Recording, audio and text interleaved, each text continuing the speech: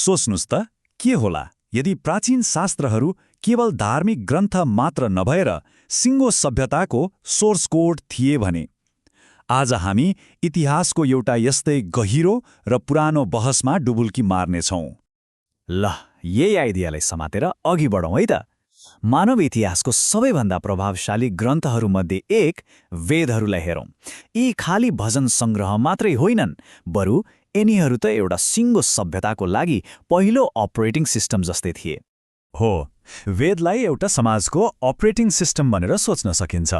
यसले त्यो समाजको मूल विश्वास, नियम र अनुष्ठानहरूलाई चलाउँथ्यो। तर कुनै पनि अपरेटिङ सिस्टम जस्तै समयसँगै समाज बदलियो अनि त्यसलाई पनि सफ्टवेयर अपडेट त चाहियो होला, होइन र? अब यहाँ एउटा गजबको कुरा छ। शताब्दीौँसम्म वेदहरूलाई लेख्न मनाही थियो। त्यसो भए ती कसरी जोगिए त? यसको लागि एउटा यस्तो अविश्वसनीय सिस्टम थियो जसलाई आजको भाषामा ह्युमन ब्लकचेन भन्दा फरक पर्दैन।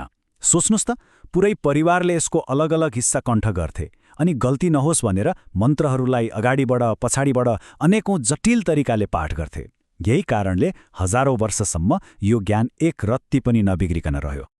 ल, त्यसो भए त्यो मूल अपरेटिङ सिस्टम कस्तो थियो त?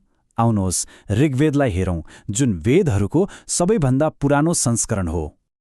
ऋग्वेदले हामीलाई त्यो समयका मानिसहरूको दुनियाँ हेर्ने नजरिया कस्तो थियो भन्ने कुराको एउटा सफा ऐना देखाइदिन्छ। उनीहरू पन्जाब क्षेत्रमा बस्थे, एकदमै साहसी, लडाकु स्वभावका थिए। अब यो कोडको हिरो को थियो त? अनि कुन वंशले यो कोडलाई सबैभन्दा बढी मान्थ्यो, यसबारे कुरा गरौँ। ऋग्वेदका मुख्य हिरो थिए इन्द्र। अनि इन्द्र भनेको हामीले सोचे जस्तो शान्त, ध्यान गरेर बस्ने देवता बिल्कुल होइनन्। उनी त एकदमै शक्तिशाली, आवेगी अनि कहिलेकाहीँ त हिंस्रक योद्धा राजा जस्ता थिए। तर पनि उनको पूजा हुन्थ्यो। किनभने जस्तो सुकै भए पनि इन्द्रले काम फत्ते गर्थे, युद्ध जिताउँथे। यसले त्यो समाजले के कुरालाई महत्त्व दिन्थ्यो भन्ने छर्लङ्ग पार्छ। एक्सन, विल पावर र शक्ति। तर समय सधैँ एकनास रहँदैन। सभ्यताहरू पनि कहाँ स्थिर रहन्छन् र? जब समाज बदलियो, त्यो पुरानो वैदिक कोडमा एउटा ठूलो सफ्टवेयर अपडेटको जरुरत देखियो। हो, त्यो अपडेट आयो यजुर्वेदको रूपमा। अब भयो के भने मानिसहरू घुमन्ते जीवन छाडेर गङ्गाको फाटमा खेतीपाती गरेर बस्न थाले। अनि यस्तो समाजलाई त एउटा संरचना, स्थिरता र व्यवस्था चाहियो। यजुर्वेदले त्यही दियो। यो खासमा यज्ञहरू कसरी गर्ने भन्ने एउटा म्यानुअल जस्तै थियो। विश्वास के थियो भने यी जटिल अनुष्ठानहरूले त्यो नयाँ अलि जटिल बन्दै गएको समाजमा व्यवस्था र समृद्धि ल्याउँछ। तर कथा यतिमै सकिँदैन। यो अफिसियल कोड सँगसँगै अर्को एउटा फरक खालको वेद पनि चलिरहेको थियो, अथर्ववेद। अनि यी दुई बीचको फरक त आकाश पातालको छ। ऋग्वेद थियो राजाहरू र राज्यहरूको लागि भने अथर्ववेद थियो आम मानिसको लागि। यसमा के थियो? रोग निको पार्ने मन्त्र, आफ्ना छोराछोरीलाई बचाउने मन्त्र, यहाँसम्म कि प्रेम पाउनका लागि चाहिने मन्त्रहरू पनि। एकदमै प्र्याक्टिकल, अलि जादुमयी र नितान्त व्यक्तिगत। अब यो भिन्नता किन आयो त? खासमा यो दुईवटा प्रतिस्पर्धी ऋषि वंशहरू बीचको विचारधाराको टकरावको नतिजा थियो। यो टकरावलाई बुझ्न उनीहरूले मान्ने मुख्य देवताहरूलाई हेर्दा छर्लङ्ग हुन्छ। एकातिर थिए अंगिरस वंशका इन्द्र, जो अनियन्त्रित इच्छा शक्तिका प्रतीक थिए। अनि अर्कोतिर थिए भृगु वंशका वरुण, जो ऋत अर्थात् ब्रह्माण्डीय व्यवस्थाका देवता थिए। वरुण एक मौन, सबै कुरा देख्ने न्यायाधीश जसले नैतिक कानुन र संरचनालाई जनाउँथे। यी दुई त पुरै विपरीत आदर्शहरू भए नि, होइन र? र यो कुनै सामान्य दार्शनिक गफगाफ मात्रै थिएन।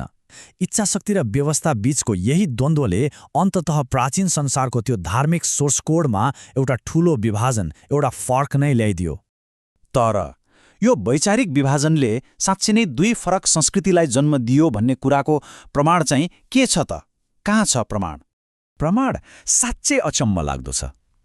वेदहरूमा हेर्ने हो भने एक ज्ञानी असुरलाई दिने उपाधि थियो, असुर मेधस। यसको अर्थ हुन्छ ज्ञानी प्रभु। अब पार्सीहरूको पवित्र ग्रन्थ अवेस्तामा हेरौँ, उनीहरूको सबैभन्दा ठूलो भगवानको नाम हो अहुरा मज्दा, जसको अर्थ पनि ठ्याक्कै त्यही हुन्छ, ज्ञानी प्रभु। यो भाषिक समानता कस्तो गजबको संयोग होइन र? तर यदि अझै ठोस प्रमाणै चाहिने हो भने ल यो सुन्नुहोस्। पारसी ग्रन्थहरूमा अहुरा मज्दाका 101 वटा नामहरूको सूची छ र त्यो सूचीको 44औं नाम स्पष्टसँग वरुण भनेर लेखिएको छ। अब यो सम्बन्धलाई कसरी नकार्न सकिन्छ र? पैगम्बर जोरोस्टरले आएर यो विभाजनलाई औपचारिकता नै दिए।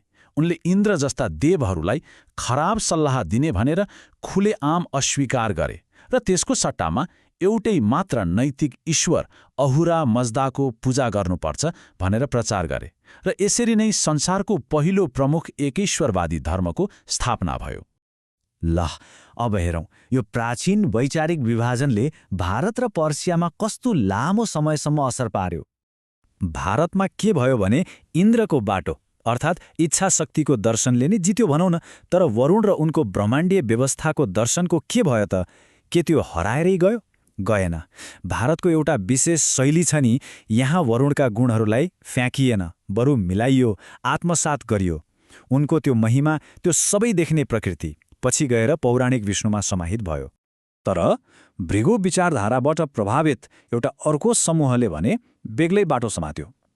उनीहरू पश्चिमतिर पर्सियातिर लागे र त्यहाँ वरुणको त्यो सार, त्यो कस्मिक अर्डरको आइडिया विकसित हुँदै एउटा सर्वोच्च एकल ईश्वरमा बदलियो र यसरी नै जन्म भयो एउटा नयाँ धर्मको, पारसी धर्म। हेर्नुस् त कसरी एउटै जराबाट दुईवटा बिल्कुलै फरक आध्यात्मिक बाटोहरू बने। एकातिर भारतीय मार्ग जहाँ धेरै देवी देवताहरू एउटै परम सत्यका अलग अलग रूप भनेर सह अस्तित्वमा रहे, अनि अर्कोतिर पारसी मार्ग जहाँ एउटै सर्वोच्च व्यवस्थित ईश्वरमा ध्यान दिइयो। यही बाटोले पछि गएर यहुदी, इसाई र इस्लाम जस्ता एक ईश्वरवादी धर्महरूको लागि जग तयार गर्यो। अनि अन्त्यमा यसले हामीलाई एउटा शक्तिशाली सोचाइको साथ छोडिदिन्छ। हाम्रो संसारलाई आकार दिने यो महान विभाजन कुनै सेना वा साम्राज्यको लडाईँबाट सुरु भएको थिएन।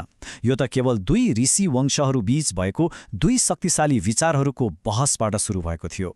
एकातिर व्यक्तिगत इच्छा शक्तिको अराजक शक्ति र अर्कोतिर ब्रह्माण्डीय व्यवस्थाको शान्त अटल शक्ति।